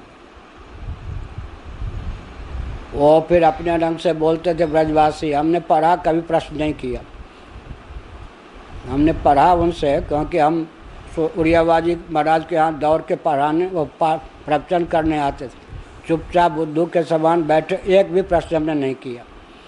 वो कहते लाला, हम दंडी स्वामी थे, वो गृहस्थ थे, लाला कुछ समझते भी हो या नहीं? बड़े प्रेम से बोले। फिर किसी ने कह, स्वामी अखंडानंद जी महाराज ने शायद उनसे कहा, जो आपसे भागवत पढ़ने आता है वो तो यहाँ प्रवचन करते, ग्रंथ पढ़ाते। अरे लाला, भागवत हमसे पढ़ लियो बुद्धू बन के कुछ पूछा ही नहीं तो हम पूछते क्यों नहीं थे? ब्रजवासी भोले भाले अन्वय अर्थ जानते थे।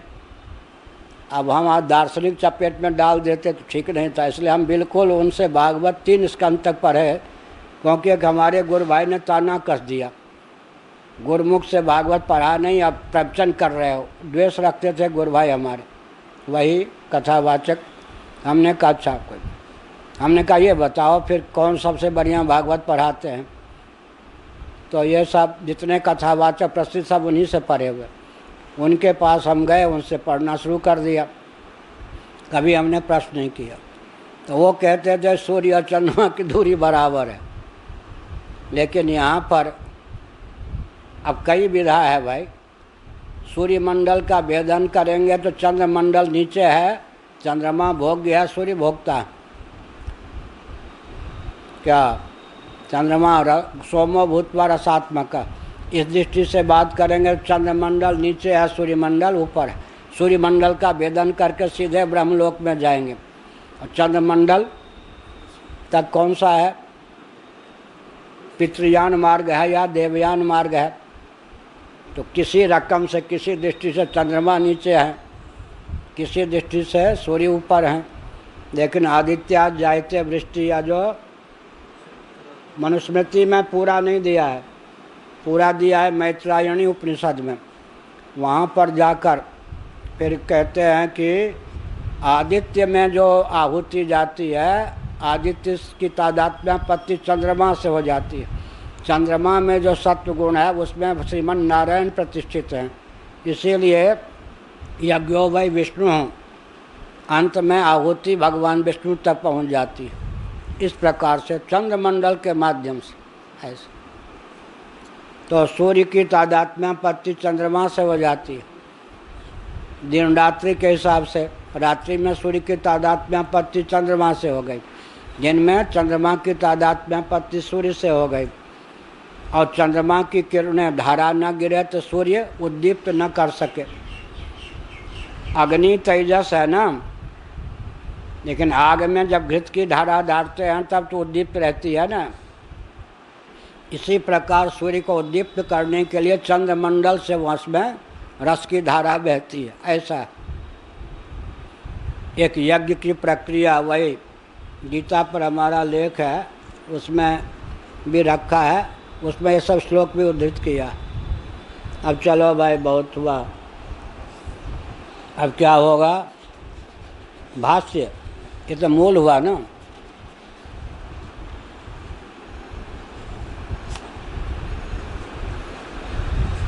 आज स्वामी जी का स्वाद फिर खराब हो गया।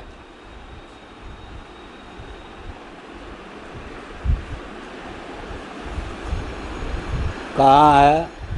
तत्र तावत यही अश्वमेध विज्ञानाय उषा व स्वस्य इत्यादि। यज्ञ में मेध्य अर्ह अश्व होता है। अश्वमेध का विज्ञान अश्व पर निर्भर करता है, क्योंकि मुख्य घटक अश्व ही है। उसका विज्ञान प्राप्त करने के लिए उषा व स्वस्य इत्यादि मंत्र वचन है। इसका अर्थ क्या हुआ? अश्वमेध जो याग विशेष है उसका देवता प्रजापति या उसके देवता हैं प्रजापति। तो जिस याग के जो देवता होते हैं उस याग की तद्रूपता सिद्ध होती है। अश्वमेध याग में अश्व की प्रधानता है, वही मुख्य घटक है, उसी के नाम पर अश्वमेध नाम भी पड़ा है। अतः अश्व की प्रजापति रूपता का यहाँ पर वर्णन किया जाता है उपासना की दृष्टि से, विद्या की दृष्टि से, ताकि अश्वमेध न कर सकने वाले भी अश्वमेध याग के फल को प्राप्त कर सकें। अश्वमेध याग के फल कैसे प्राप्त कर लेंगे? तो कल हमने बताया था जो कर्म किया जाता है वैदिक कर्म,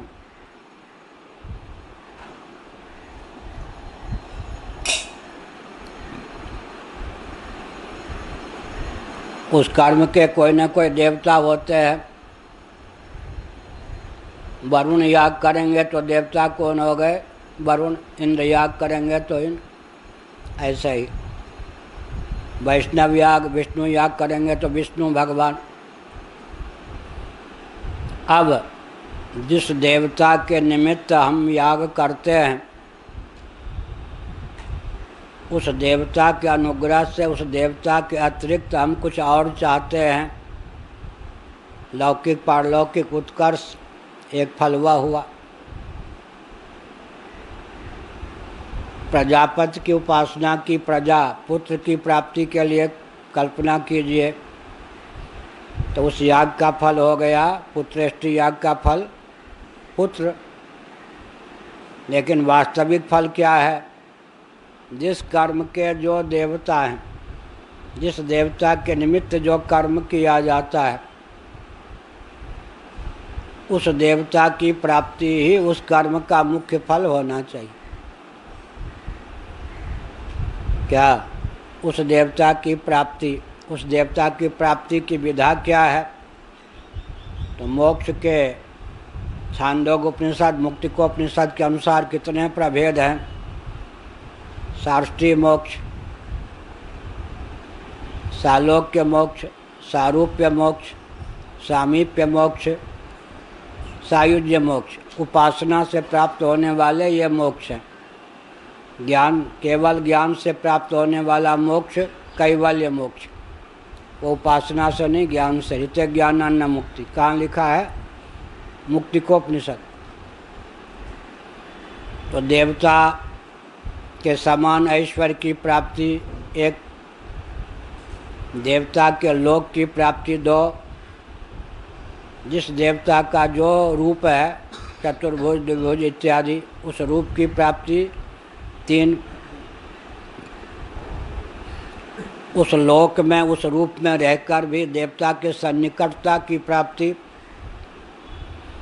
जैसे इस मठ में तो कार्यकर्ता इत्यादि मिला के 40-50 होंगे, गौशाला तक 60 विद्यार्थी मिला के सब 60-70 हैं। लेकिन जो सेवा में रहते हैं निकेश जी आदि, वो अलग हो गए या ना, मठ में रहते हुए भी। तो देवता के लोक में तो रहे, लेकिन देवता का सामीप्य उनको प्राप्त नहीं है सबको। तो सामीप्य भी प्राप्त हो गया। लेकिन सायुज्य मोक्ष यह होता है कि देवता के श्री विग्रह में ही विलीन हो जाए। शिशुपाल का तेजपुरी अष्टक से तो उसकी जीव कला कहाँ जाके प्रविष्ट हो गई? भगवान श्री कृष्ण में। भगवान ही चाहें तो अपने से पृथक करके उस जीव को जन्म दे सकते हैं कार्य विशेष की सिद्धि के लिए, नहीं तो वो भगवान में तादात्म्यापन्न जीव हो गया, या देवता में तादात्म्यापन्न जीव, उसका नाम सायुज्य मोक्ष। जैसे एक ही समय में धर्मराज के 2 अवतार थे। एक अवतार का नाम था विदुर, मांडव ऋषि के शाप से अब जन्म हुआ था। शूद्रा के गर्भ से जन्म हुआ, तू शूद्र हो जा, शूद्रा के गर्भ से जन्म हुआ था। एक अवतार थे मंत्र, दुर्वासा ऋषि के द्वारा प्रदत्त मंत्र के प्रभाव से युधिष्ठिर। अब दोनों एक ही समय में धर्मराज के 2 अवतार थे। तो महाभारत में आया, जितने वर्ष के लिए शाप प्राप्त था उतने में कुछ समय शेष रह गया था। विदुर जी का वन में मिलना हो गया। विदुर जी अवधूत वेश में थे, युधिष्ठिर जी ने पहचान लिया। अंत में विदुर जी एक वृक्ष के सहारे खड़े हो गए, बोलते नहीं थे। संकेत किया युधिष्ठिर को सामने खड़े हो जा। धारणा के द्वारा विदुर जी किसमें घुस गए? युधिष्ठिर में। अपना शरीर सब बना दिया, छोड़ दिया। अब यह हुआ एक जीव का दूसरे जीव में क्या हो गया? सायुज्य मोक्ष हो गया। अब विदुर जी कहाँ दिखाई पड़ते थे? उनके शरीर का संस्कार कर दिया गया। जलाने के लिए काष्ठ संचय कर रहे थे, अग्नि की व्यवस्था की बात सोच रहे थे युधिष्ठिर जी। स्वप्न हो गया, अमुक विद्या रूपी अग्नि से इनका शरीर पहले से जला है, भले ही बाहर से सन्यासी ना हो। जैसे हम लोगों का शरीर मानसिक अग्नि से जला होता है, उसका नाम है प्रैसाग्नि। प्रैसाग्नि मंत्र विशेष रूप आग से हम लोगों का शरीर जला होता, इसलिए सन्यासी का शरीर फिर अग्नि से जलाया नहीं जाता। त्रिदंडी स्वामी हों या समाजी हों तो बात दूसरी है। दशनामी सन्यासियों में वहाँ आया है पैंगलोपनिषद आदि में। तो विदुर जी तो सन्यासी नहीं थे, अशूद्र थे। अब कौन जाने कि प्रैसाग्नि के बिना ही इनका शरीर जला हुआ है। तो आकाशवाणी हुई, अमुक विद्या के कारण उस विद्या रूपी आग से इनका शरीर जला हुआ है। दग्ध का दाह संस्कार नहीं होता, इसलिए इनके शरीर को बिखेर दो, जीव जंतुओं के लिए भंडारा कर दो। तो दाह संस्कार इसलिए नहीं हुआ क्योंकि आकाशवाणी ने दाह संस्कार से रोक दिया। अब धर्मराज युधिष्ठिर ही व्यक्ति को दिखते थे या नहीं, लेकिन उसमें विदुर जी समाहित हो गए या नहीं? हो गए ना। यह हो गया सायुज्य मोक्ष का दृष्टांत। एक हो गया शिशुपाल का तेज, पुर्यष्टक सहित जीव कला श्री कृष्ण में। एक हमने बता दिया कि एक धर्मराज का अंतर्भाव दूसरे धर्मराज में हो गया। इस प्रकार से हो जाता है। तो यहाँ पर हमने कहा कि तत्त देवता से उस देवता के अनुग्रह के फलस्वरूप उनके अतिरिक्त कोई और वस्तु मांगना, ये गौण फल है। देवता को ही मांग लेना माने देव भावापत्ति। जिस देवता जिस कर्म के जो देवता हैं तद रूपता की प्राप्ति, तद भावापत्ति या तद धामापत्ति उसका फल है। मुख्य फल में भी अवान्तर वेद हमने बताया। अब अश्वमेध से गौण फल क्या होगा? चक्रवर्ती नरेंद्र आदि बन जाना मर्त्यलोक में। मुख्य फल क्या होगा? अश्वमेध का जो देवता है प्रजापति, तद्भावापत्ति। उस तद्भावापत्ति के लिए क्या करेंगे? जिसने अश्वमेध का आलंबन प्रजापति भावापत्ति के लिए किया, उसको जो फल मिल गया वो यहाँ पर अश्व की प्रजापति के रूप में धारणा करने पर वही फल हमको मिल जाएगा। वहाँ करोड़ों रुपए खर्च हुए, आजकल 2-4 अरब खर्च हो जाएंगे शास्त्रीय ढंग से अगर अश्वमेध किया जाए तो 2 अरब से कम नहीं खर्च होंगे। युधिष्ठिर जी को अभी कहाँ से धन आवे? तो व्यास जी ने कहा अमुक जगह धन गड़ा हुआ है, तुम ले आओ, राजा का अधिकार होता है। उस धन से यज्ञ अश्वमेध हुआ। तो जो सामर्थ्यहीन है या अधिकृत नहीं है उनको भी धारणा के बल पर उस फल की प्राप्ति हो गई या नहीं? उस फल की प्राप्ति हो जाएगी। तो अश्व को जैसे हमने बताया, यहाँ अश्व को ही प्रणव जैसा बना लिया, कार्य ब्रह्म तक उसकी धारणा कर ली। अश्व जो वहाँ प्रणव से काम चलता था, यहाँ अश्व से काम चल गया। यहाँ वैश्वानर इत्यादि के जो अंगों का वर्णन था, यहाँ अश्व के अंगों का वर्णन हो गया। तो काल एक, संवत्सर, उषा, ये सब क्या हुआ? काल। काल एक, लोक दो, पृथ्वी आदि लोक, पंचभूत भी हैं पृथ्वी आदि लोक, और अग्नि इत्यादि देवता। शंकराचार्य ने कहा देवता, लोक और कालात्मा कौन हो गए? अश्व। अश्व की धारणा की गई। वास्तव में हिरण्यगर्भ कौन है? सर्वदेव घनात्मक, सर्वलोक, क्योंकि वो सबसे ऊपर सत्यलोक में रहते हैं, तो नीचे के सब लोग उनके अंतर्गत हो गए।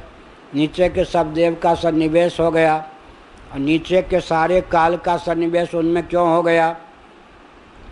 आगे शंकराचार्य कहेंगे इसी में। हमारे जो 24 घंटे हुए, 24 घंटे का एक दिन रात, लेकिन पितरों के शुक्ल पक्ष कृष्ण पक्ष की दृष्टि से विचार करेंगे, 30 गुने हो गए या नहीं? क्या 30 दिन का 24 घंटे हुए हमारे, तो 24 घंटे के। और फिर अगर देवताओं को लेंगे तो पितरों से देवता ऊंचे क्यों हैं? कर्मणा पितृलोका, ये कहा या नहीं? अविद्या देवलोका। अब जो देवताओं को लेंगे तो उनके क्या हो जाएंगे? यहाँ तो पक्ष, वहाँ पर ऋतु, अयन अयन अयन, यहाँ पर पक्ष होगा, वहाँ पर अयन हो जाएगा। कौन सा? उत्तरायण दक्षिणायन, दिन रात्रि के हिसाब से। अब अंतर पड़ गया ना। हमारे 24 घंटे हो गए, उनके 30 दिन हो गए, उनके और हो गया। वहाँ तो 1 साल का एक दिन हुआ। क्या 1 साल का एक दिन हो गया? अब ब्रह्मा जी के 1000 चतुर्युग के 12 घंटे, 2000 चतुर्युग के एक दिन, उससे कितना अंतर पड़ गया। इसी प्रकार से यहाँ पर कहा गया कि जितने काल हैं, छोटे मोटे कालावयव, सबसे छोटा काल लिया यहाँ पर, मैंने छोटे में बड़ा ब्रह्म मुहूर्त लिया, ब्राह्म मुहूर्त लिया, वहाँ से शुरू किया, संवत्सर को शुरू ले लिया। जितने कालावयव हैं वो, और लोकावयव हैं पृथ्वी इत्यादि लोक वो, और अंत में देवता हैं चंद्र सूर्य इत्यादि, सबका सन्निवेश किस में हो जाता है? ब्रह्मा जी में। तो समग्र अश्व का जो शरीर है वो कालात्मा भी है, लोकात्मा भी है और देवात्मा भी है। सकल देव, सकल लोक, सकल काल, परम काल परमात्मा को छोड़कर अश्व में जाकर सन्निहित हो गया। अश्व का जब चिंतन करेंगे तो प्रजापति भावापत्ति अश्व की हो गई। अश्व चिंतक इस ढंग से अश्व का जो चिंतन करेगा वो प्रजापति भावापन्न हो जाएगा। ठीक। ओम पूर्णमदः पूर्णमिदं पूर्णात् पूर्णमुदच्यते पूर्णस्य पूर्णमादाय पूर्णमेवावशिष्यते। ओम शांति शांति शांति। नामापिते च मधुरं मधुरं स्वरूपं, कर्मापिते च मधुरं मधुरा स्मृतिश्च। बुद्धिं प्रबोधय प्रभो मधुबोध शक्तिं, विद्यां प्रयच्छ परमां परिभावयामि। नारायणाखिल गुरो भगवन् नमस्ते, नारायणाखिल गुरो भगवन् नमस्ते, नारायणाखिल गुरो भगवन् नमस्ते।